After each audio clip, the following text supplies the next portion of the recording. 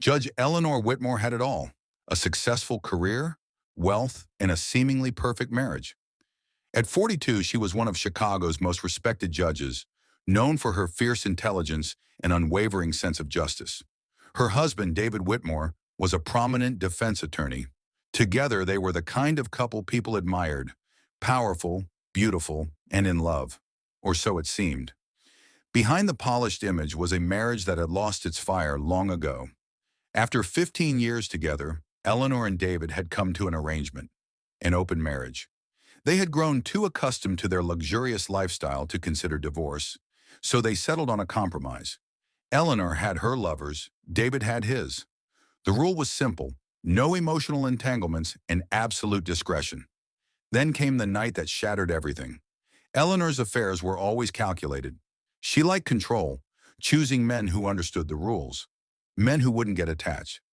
But when she met Samuel Grayson, a wealthy entrepreneur, something shifted.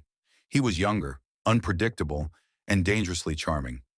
Their affair started like the others: private meetings in high-end hotels, whispered conversations over fine wine. But soon Eleanor lost herself in him. She knew it was dangerous. Unlike her usual lovers, Samuel wanted more. He didn't like sharing. He pushed her for something serious, something real.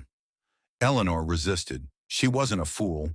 Her reputation, her career, everything depended on secrecy. Then she got pregnant. It wasn't David's. It wasn't Samuel's either. It was her 15-year-old brother's. Eleanor had spent years hiding the truth about her family. She had grown up in a small town outside of Chicago, in a home filled with abuse and secrets. When she left for law school, she cut ties with her past, reinventing herself as the polished, powerful woman the world now saw. But when her mother died suddenly, she was forced to return home. Her father had abandoned the family years ago, and her teenage brother Adam was left with no one. Out of obligation, Eleanor took him in, moving him into her Chicago mansion. That was when things spiraled out of control. Adam was vulnerable, lonely. He idolized his older sister, the only family he had left. Eleanor, already battling the stress of her affair, grew attached to him in ways she shouldn't have. What started as innocent closeness turned into something much darker, something she refused to name. When she saw the two pink lines on the pregnancy test, she knew her life was over. There was only one way out. Eleanor knew she couldn't explain the pregnancy. Not to David, not to Samuel, not to anyone. And if the truth ever came out about Adam, she would lose everything. The scandal would destroy her, and she would spend the rest of her life in prison. She needed a cover, a distraction, a tragedy, one that would make everyone look the other way. Eleanor had spent her entire career judging criminals, dissecting their motives, understanding how they thought. She knew how to commit the perfect crime. She just never thought she'd have to do it herself. That night, she picked up the phone and dialed a number. A voice answered. "It's time," she whispered. Then she went to bed, knowing that by morning, an entire family would be dead. The Whitmore residence sat on the quiet, tree-lined streets of Northbrook, one of Chicago's most affluent suburbs. Mansions with manicured lawns, high-tech security systems, and luxury cars parked in long driveways lined the neighborhood. It was the last place anyone would expect to find a slaughter. But that morning, as the sun barely rose over the city, a frantic 911 call shattered the silence. 911, what's your emergency? Oh, God. Oh, my God. They're dead. They're all dead. The voice belonged to Victoria Langley, a housekeeper who had worked for the Whitmores for nearly a decade. She had arrived early as usual, ready to begin her morning chores. The moment she stepped inside, she smelled it. Blood. Coppery, thick, suffocating. She followed the scent through the grand foyer, past the living room, and into the dining area. That was when she saw them. David Whitmore slumped over the dining table, his face frozen in an expression of terror. His throat was slit, his expensive white dress shirt soaked in crimson. Their two children, Charlotte, age 9, and Ethan, age 6, lay motionless on the floor, their small bodies twisted unnaturally. Their throats were cut, just like their father's. But the worst was Eleanor. She sat upright at the head of the table, her expression eerily serene. Blood dripped from a deep wound across her neck. Her right hand was curled around the handle of a large kitchen knife. now slick with her own blood. The image was clear. A murder-suicide, or so it seemed. Detective Marcus Reynolds arrived at the scene minutes later, stepping out of his unmarked car just as the morning sun cast a golden glow over the horror inside. A seasoned homicide detective with the Chicago PD, Marcus had seen his fair share of bloodbaths. He had worked high-profile cases, gang executions, serial killings, cartel assassinations. But this felt wrong. As he walked past the police tape and into the crime scene, the stench of blood filled his nostrils. Officers and forensic techs moved methodically, photographing the bodies, collecting evidence. He surveyed the scene, taking in every detail. David Whitmore, defense attorney, well-connected, powerful, murdered at his own dinner table. Two innocent children slaughtered. Eleanor Whitmore, a respected judge, apparently taking her own life after the massacre. On the surface, it looked straightforward. A woman overwhelmed by something, stress, depression, maybe even a secret mental illness, had snapped, killed her family, then herself. But Marcus didn't buy it. Not yet. Detective? Forensic pathologist Dr. Alan Green approached, holding his tablet. He was an older man, gray-haired, sharp-eyed, with years of experience under his belt. "What do you have for me?" Marcus asked. Dr. Green exhaled, shaking his head. "Something's off. Eleanor's wounds. They don't match." Marcus narrowed his eyes. "What do you mean?" Dr. Green glanced toward Eleanor's body. "The angle of the knife. If she did this to herself, she would have had to slice her own throat in a downward motion. But this cut, it's clean, precise, almost surgical." Marcus felt a chill crawl up his spine. "Meaning?" Dr. Green met his gaze. "Meaning someone else slit her throat and staged this." Marcus turned back to the crime scene, his eyes scanning every inch of the room. He had trusted his gut for over 20 years, and it had never led him wrong. And right now his gut told him this wasn't a murder-suicide. This was something much, much worse.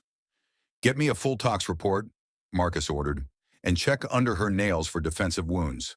Dr. Green nodded. "Already on it." Marcus turned toward Officer Davis, one of the first responders. "Who found them?" "The housekeeper," Davis said. "Victoria Langley. She's shaken up, but she's outside with one of our officers." Marcus made his way outside. Victoria sat on the curb, wrapped in a police blanket, her face pale. She looked up as Marcus approached. "Ms. Langley," Marcus said gently, crouching beside her. "I know this is difficult, but I need to ask you some questions." Victoria nodded, her hands trembling. "Of course. Did anything seem off with the family lately? Anything unusual?" Victoria hesitated. "Judge Whitmore was different lately, distracted, nervous. She barely ate, and—" She paused, looking down. "And what?" Marcus pressed. "She had a doctor's appointment last week. I saw the papers in the trash. Prenatal care." Marcus froze. "She was pregnant?" Victoria nodded. "But she hadn't told anyone. At least not that I know of." Marcus's mind raced.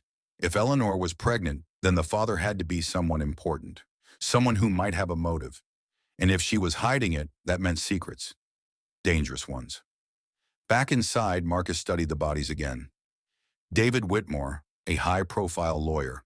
2 children, a judge pregnant with someone else's child. This wasn't a simple case of a woman snapping. This was a message. Someone had wanted the entire Whitmore family erased, and Marcus was going to find out why. Because this wasn't a crime of passion, this was premeditated murder. Detective Marcus Reynolds sat at his desk, staring at the crime scene photos laid out before him. The Whitmore family, slaughtered, the supposed murder-suicide, but now the evidence suggested something far darker. Eleanor Whitmore didn't kill her family. Someone had staged the whole thing. And the biggest clue? The pregnancy. Eleanor had been carrying a child. But whose? That was the question that could blow this case wide open. "Pull her medical record," Marcus told his partner, Detective Lisa Carter. Lisa was sharp, relentless, and had a mind built for details. If there was a thread to pull, she would find it. "Already on it," Lisa said. She placed a folder in front of him. Prenatal visits confirmed at St. Vincent's. She was 8 weeks along. No listed father on the records. Marcus frowned. That's deliberate. Lisa nodded. She wanted to keep it hidden. Marcus leaned back. David Whitmore, any history of infidelity? Lisa checked her notes. He had affairs, sure, but nothing serious. And according to a few sources, he and Eleanor had an open marriage. No jealousy, no fights about lovers. So if David wasn't the father, who was? Marcus muttered. Lisa tapped her pen against the file. I pulled Eleanor's financial records. A week before the murders, she made a large cash withdrawal. $50,000. Marcus's brows furrowed. For what? Lisa slid another folder toward him. Meet Samuel Grayson, Eleanor's lover. Samuel Grayson was the type of man who turned heads. Tall, wealthy, and dangerously charming. He was the CEO of a real estate empire. He had been involved with Eleanor for nearly a year. Marcus and Lisa found him at his high-rise condo in downtown Chicago. The place screamed wealth. Floor-to-ceiling windows, leather furniture, the faint smell of expensive cologne in the air. Grayson greeted them with a calm smile, but Marcus saw the tension in his eyes. I assume you're here about Eleanor, he said, pouring himself a drink. Did you know she was pregnant? Marcus asked. Grayson's hand stilled on the glass. A flicker of something, shock, fear, crossed his face. Then he exhaled. Number Lisa raised an eyebrow. You were sleeping with her for a year, and you didn't know? Grayson took a slow sip of whiskey. Eleanor was careful. She didn't tell me everything. Marcus watched him closely. You sure the baby wasn't yours? Grayson chuckled. Trust me, detective. If Eleanor was carrying my child, I would have known.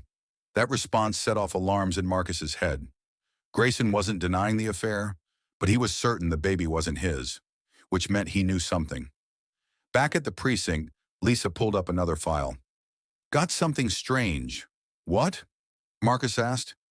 Eleanor had a younger brother, Adam Whitmore, 15 years old. He was living with her at the time of the murders. Marcus frowned. Where is he now? Lisa looked up. That's the problem. No one knows. He disappeared the same night of the killings. Marcus's gut twisted. A missing teenager, a hidden pregnancy, a staged murder scene. The pieces didn't fit, yet. Pull everything on Adam, Marcus said. School records, medical history, everything. Lisa typed rapidly, her face tightening as she scrolled. Oh, shit. Marcus leaned over her shoulder. What? Lisa turned the screen toward him. There, in Adam's school medical file, was a blood test result, and right next to it, an identical result from Eleanor's prenatal screening.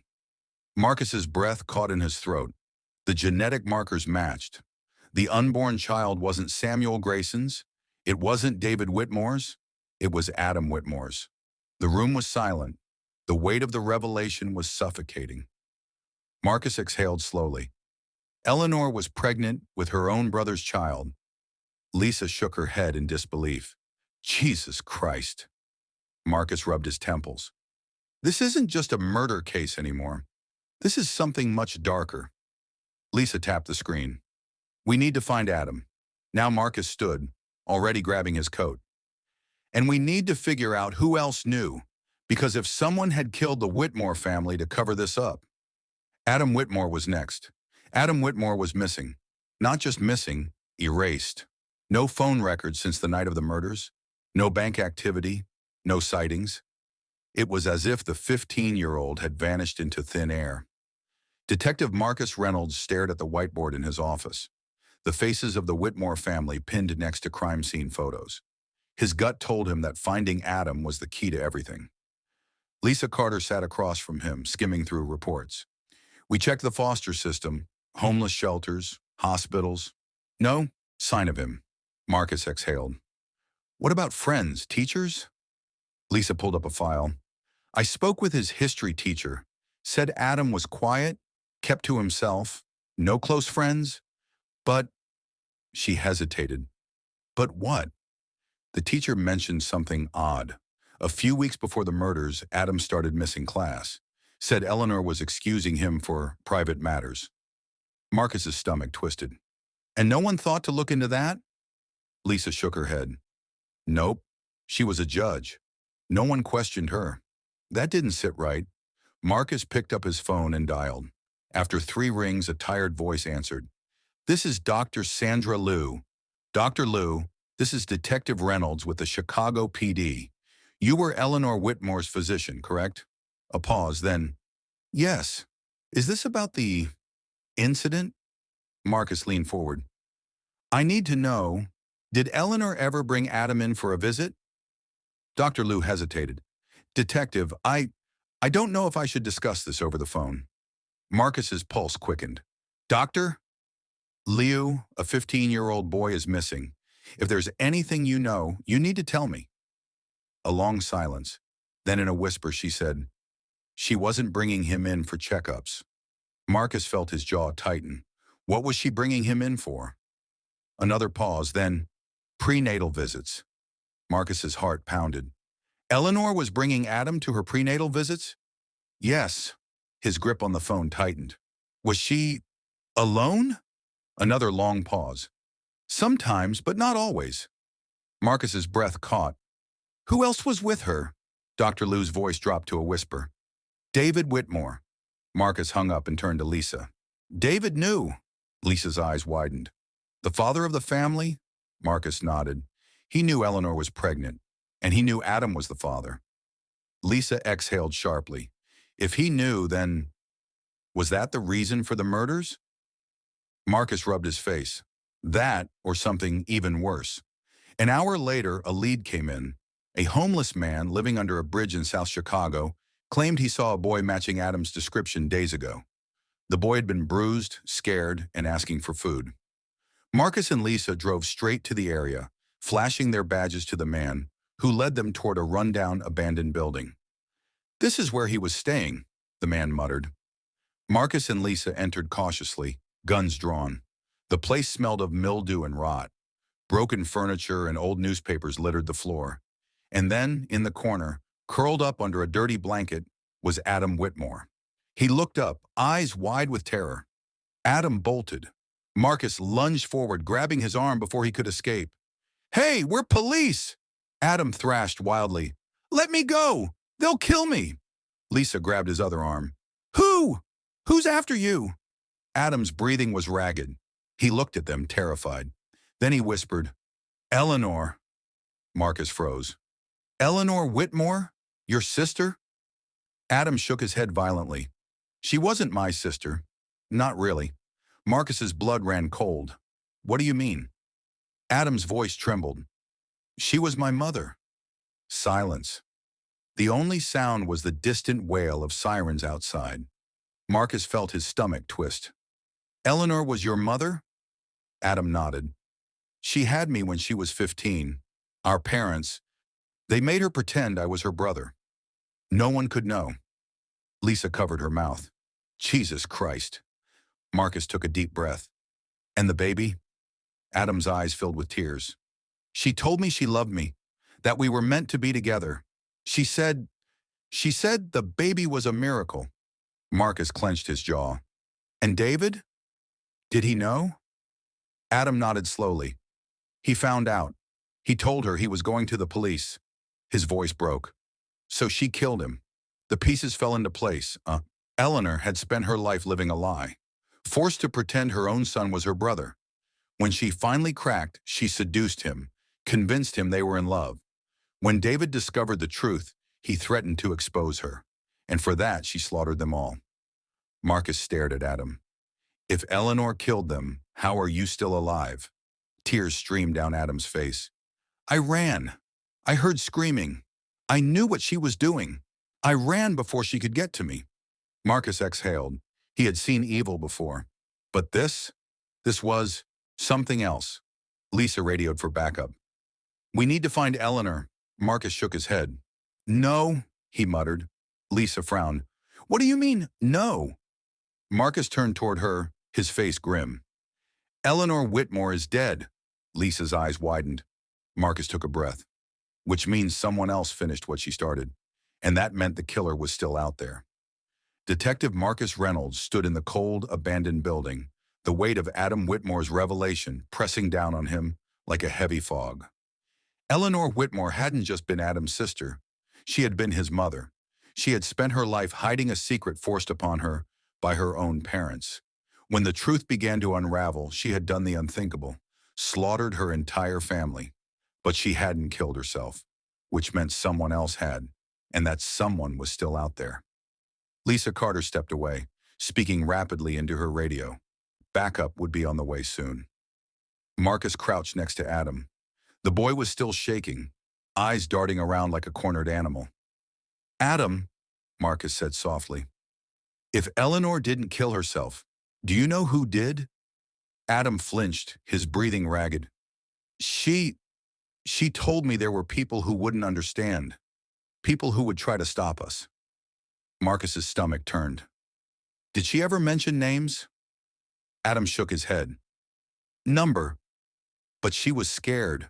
I've never seen her scared before. Lisa returned, her expression tense. We need to get him out of here. Now Marcus nodded. Come on, Adam, you're safe with us. But Adam wasn't looking at them anymore. His wide eyes were fixed on something behind them. Someone. Before Marcus could react, a gunshot rang out. Glass shattered. Lisa yanked Adam to the ground as Marcus dove behind a broken couch, his gun drawn. Move! Move! He shouted. More gunfire. Sparks flew as bullets ricocheted off the metal frame of a rusted bed. Lisa pulled Adam behind a concrete pillar. Who the hell is shooting at us? Marcus peeked over his cover, scanning the darkened building. A shadow moved near the entrance. A tall figure in black, face hidden beneath a hood. They raised their gun. Marcus fired first. The figure stumbled, gripping their shoulder before bolting out the door. Stay with Adam! Marcus shouted as he took off after them. Marcus sprinted through the abandoned streets, his heartbeat hammering in his ears. The shooter weaved through alleyways, moving fast despite the injury. Marcus wasn't about to let them get away. He pushed harder, closing the distance. They turned a corner and ran straight into a chain-link fence. Marcus raised his gun. Hands where I can see them. The figure hesitated, then slowly they turned around, and Marcus froze, because standing in front of him was Samuel Grayson. Samuel's face was pale, his hand clutching the gunshot wound in his shoulder. Blood seeped through his black jacket. You, Marcus growled. What the hell are you doing here? Samuel gave a weak chuckle. Come on, detective. You're smart enough to figure that out. Marcus stepped closer, gun steady. You killed Eleanor, Samuel smirked. Of course I did. Marcus gritted his teeth. Why? Samuel leaned against the fence, his breathing labored. Because she got sloppy. Marcus clenched his jaw. You knew about her and Adam. Samuel nodded. From the beginning. Marcus's grip on his gun tightened. Tell me everything. Samuel exhaled slowly. Eleanor, she wasn't just a judge. She was powerful, connected. There were people who needed her to keep her reputation clean. Marcus's mind raced. So they knew about Adam? Samuel gave a humorless laugh. Oh, they knew, but they never expected her to get pregnant. Marcus felt a chill run down his spine. Who are they? Samuel smirked. Detective, you think this is just a sick family secret? This is bigger than the Whitmores. Marcus took a step closer. Who killed the Whitmores? Was it you? Samuel tilted his head. Me? Number, I only killed Eleanor. Marcus's stomach twisted. Then who killed the rest? Samuel's smile faded. The people she worked for. Marcus took a slow breath. You mean the court? Samuel's eyes darkened. I mean the people behind the court, the ones who make sure secrets like this never get out. Lisa's voice crackled through Marcus's radio. Marcus, someone else is here. We need backup. Marcus turned for half a second, and that was all Samuel needed. A blade flashed. Pain exploded in Marcus's side. He staggered back, his vision blurring. Samuel yanked the knife from Marcus's ribs and smirked. You were never going to make it out of this, detective. Then he ran. Marcus dropped to one knee, blood pooling beneath him. His vision swam as Lisa's voice shouted through the radio. And as darkness crept in, he realized. This was never just about Eleanor. This was a cover-up. and the real monsters were still in the shadows. Marcus Reynolds lay on the cold pavement, the world around him fading in and out of focus. Blood seeped from his side, pooling beneath him, warm against the chill of the night air. Lisa's frantic voice crackled through his radio. "Marcus! Marcus! Where are you?" He tried to speak, but his throat was dry. His fingers twitched toward his gun, but the strength in his limbs was fading. Footsteps, fast, urgent. Then Lisa was there, her hands pressing against his wound, her face tight with panic. "Stay with me, partner," she muttered, grabbing his radio. "Officer down, I need an ambulance now." Marcus coughed, pain lancing through his body. "Lisa!" "Shut up," she snapped. "You're not dying on me." His vision swam, but he managed to whisper, "Grayson, he's part of something bigger." Lisa's jaw tightened. "I know, but first let's keep you breathing, all right?" The sound of sirens wailed in the distance. Then before Marcus lost consciousness, he managed to whisper one last thing. "They're coming for Adam." Adam Whitmore sat in the back of a police car, wrapped in a blanket, his face pale. The officers watching over him spoke quietly, unaware that Adam's hands were clenched into fists beneath the fabric. He knew. He knew this wasn't over. Eleanor had warned him about them, the people she worked for, the ones who made problems disappear. And now they were coming for him. As the police car rolled through the streets, Adam kept his eyes on the side mirror.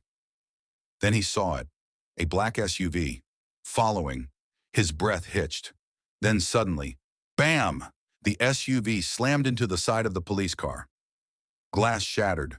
The car spun out of control, screeching across the road before crashing into a streetlight. The officers inside groaned, dazed. Adam didn't hesitate. He shoved the door open, his body screaming in pain as he ran. Behind him, the SUV's doors opened. Two men in black stepped out, their faces hidden beneath masks. One of them pulled a silencer-equipped pistol from his jacket. Pop! Pop! Bullets whizzed past Adam as he sprinted into the nearest alleyway. He had to disappear, because if they caught him, he was dead. Lisa paced outside Marcus's hospital room, her fists clenched. She had lost Grayson, and now Adam was missing. Marcus had survived surgery, but he was still unconscious. She felt helpless. Then a voice made her turn. "Detective Carter?" A man stood at the doorway, Captain Henry Graves. He was old-school Chicago PD sharp, unshakable, ruthless. Lisa straightened. "Sir." Graves stepped inside, shutting the door behind him. "I read your report. This goes deeper than just a rogue judge." Lisa nodded. "Yes, sir.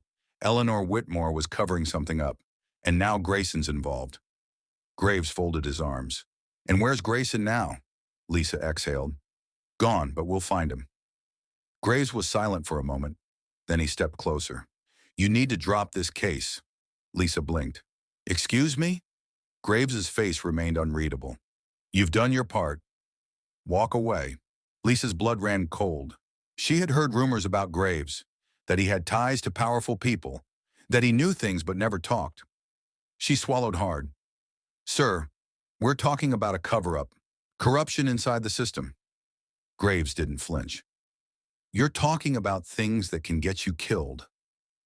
Lisa squared her shoulders. "I can't walk away from this." Graves studied her. Then finally he nodded. "Then you better be ready for what happens next." And with that, he walked out. Lisa clenched her fists. She had just been warned. Adam stumbled through the streets, his breath ragged. His legs ached. His lungs burned. He had been running for hours. He ducked into an abandoned warehouse, pressing himself into the shadows. His entire body trembled. Then, a footstep. His heart stopped. Someone was here. Slowly, Adam peeked around the corner and saw Samuel Grayson.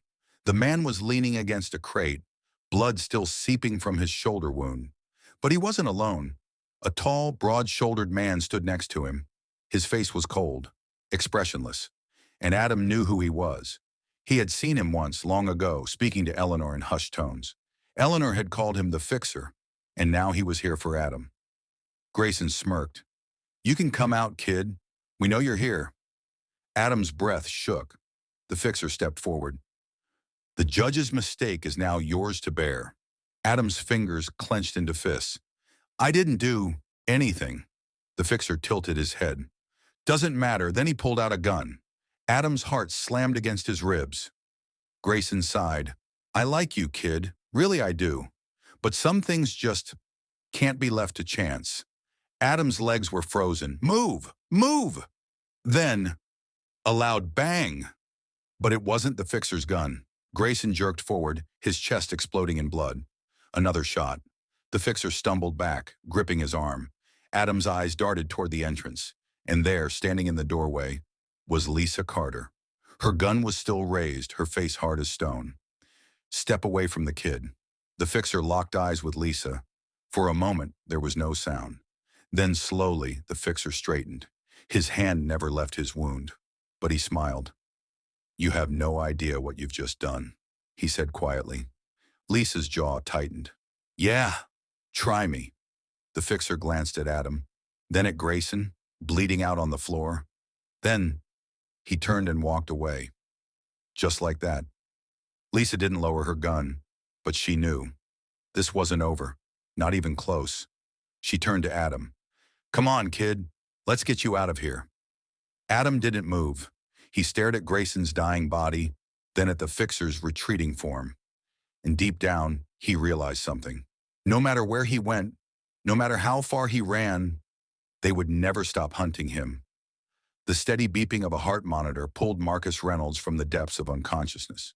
His eyelids felt heavy, his body weighed down by pain and medication. The air smelled of antiseptic, and the distant hum of voices echoed through the hospital corridor. For a moment, he struggled to remember what had happened. Then, like a violent flood, it all came back. Grayson, the knife, the fixer, Adam missing. Marcus tried to sit up, but a sharp pain tore through his side. He gritted his teeth, inhaling sharply. A chair scraped against the floor. Easy there, cowboy, Lisa's voice said. Marcus turned his head. Lisa sat beside him, dark circles under her eyes, her face pale but determined. Adam, Marcus croaked. Lisa exhaled, rubbing a hand down her face. I found him. He's safe. For now. Relief washed over Marcus, but he could see it in Lisa's expression. This wasn't over. Grayson? She hesitated. Dead. Marcus let that sink in. One less threat. But there was still one more out there. The fixer. Lisa leaned forward. Marcus, listen to me. This thing is bigger than we thought. The fixer, he's not just some hired gun. He's an enforcer for the people Eleanor worked for. The ones who run everything from the shadows. Marcus swallowed hard. So they'll never stop coming, Lisa nodded, which means we have to stop them. Marcus pushed past the pain, forcing himself upright. Then let's finish this. Lisa had called in a favor, a safe house, somewhere off the grid, buried deep in the outskirts of Chicago. Adam sat on a worn-out couch, knees drawn to his chest. His eyes darted toward the boarded-up windows every few minutes. He hadn't spoken much since the warehouse. Marcus sat across from him, watching carefully. You're not safe, Adam, Marcus said. Not as long as they're out there. Adam's voice was hoarse. Then what do I do? Lisa paced the room. We set a trap. Adam flinched. A trap? Lisa turned to Marcus. Grayson was their cleanup guy. Now that he's dead, they'll send the fixer to finish the job. Marcus nodded. We need to make sure this time he doesn't walk away. The plan was simple. Make it look like Adam was alone, vulnerable. The fixer would come, and when he did, Marcus and Lisa would be waiting. Adam sat at the table pretending to eat. The dim light flickered above him. Outside, the night was silent. Then, a shadow moved. Marcus, hidden behind the kitchen wall, tensed. His grip tightened on his gun. Lisa, stationed near the back door, exhaled slowly. Then, the front door creaked open. The fixer stepped inside. He moved like a ghost, his steps silent, his presence suffocating. Adam, the fixer said softly, you should have stayed hidden. Adam's hands trembled. The fixer raised a silenced pistol. Then, bang! Lisa fired first. The fixer twisted, dodging, and fired back. Chaos exploded. Marcus leapt from cover, firing at the fixer's shoulder. The man stumbled, but he didn't stop. He moved like a predator, his silent shots tearing through the room. Lisa ducked behind a chair, returning fire. Adam scrambled toward Marcus, panic in his eyes. Then, the fixer lunged. He grabbed Adam by the throat, yanking him up as a human shield. "Drop your weapons," he hissed. Marcus and Lisa froze. The fixer pressed his gun to Adam's head. "You think you've won?" His voice was eerily calm. "You don't understand, do you? This never ends." Lisa's grip on her gun tightened. The fixer smiled. Then, Adam moved. With a sharp, desperate elbow, he slammed into the fixer's ribs. It was enough. Bang! Lisa fired. The fixer jerked back. A bullet lodged in his chest. Marcus fired next. A headshot. The fixer collapsed. Dead. The safe house was silent except for Adam's ragged breathing. Lisa lowered her gun. "It's over." Marcus exhaled. "For now." Adam stood there, staring at the fixer's body, his hands clenched at his sides. "Will they come after me again?" Adam whispered. Lisa met his gaze. "Not if we make sure the whole world knows what happened." The next morning, the headlines broke. Scandal in the court. Judge Eleanor Whitmore's dark secrets exposed elite power network linked to Chicago murders. Survivor Adam Whitmore speaks out. The case spread like wildfire. The people behind the fixer, they vanished. The pressure was too much heat. Adam was finally safe. Marcus and Lisa stood on the steps of the police station, watching the chaos unfold. "You think this will stop them?" Marcus asked. Lisa smirked. "Number, but it'll make them think twice before trying this again." Marcus chuckled. "Damn right." Adam stepped beside them, the weight of his past still heavy, but his future finally his own. And as the city moved on, one thing was clear. Justice had finally been served.